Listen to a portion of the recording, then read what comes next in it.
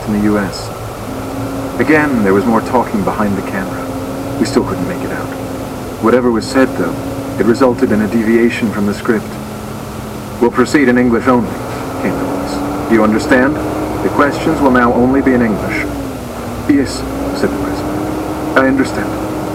"And you will only answer in English. Is that understood as well?" "Yes." "Please state your name again." "My name is Makin Pabalan." "Are you a member of Al-Qaeda?" "No," said the President. "Are you aware of any plans by Al-Qaeda to kill American citizens?" "No." "Are you a member of any organization that considers the United States of America an enemy?" "No."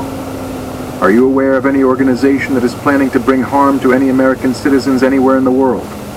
"No." There wasn't the slightest hesitation from the man in the chair as he answered each question. He looked nervous, but not to the point of fear. Nor was there any anger in his eyes. If I'd been cross-examining him in a courtroom, he would have qualified as a cooperating witness. More importantly, there wasn't the slightest physical change in him. His jaw didn't clench, the chair didn't begin to rattle, there was no downward spiral of pain followed by even more pain, no sign of lie and you die. He was telling the truth. Owen and I exchanged glances, the thought being that the doctor had it wrong. This wasn't the whole story. It was the same story. In unison, we turned to Whitmer. What gives? But he was still staring at the screen, a subtle but unmistakable cue that we should be doing the same. The doctor knew exactly what he was talking about. Chapter 66. It happened so damn and scary fast. 1 second the prisoner was fine, the next he wasn't. Only this was different from Owen's recordings.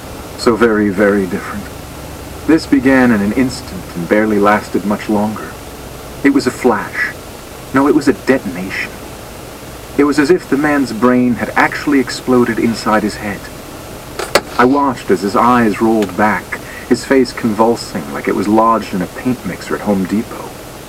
The force was so strong, it literally lifted the man off the ground, chair included.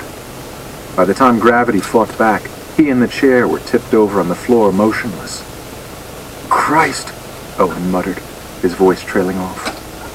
Whitmer reached out and hit the space bar on the keyboard, pausing the recording. It was right then that the thought occurred to me.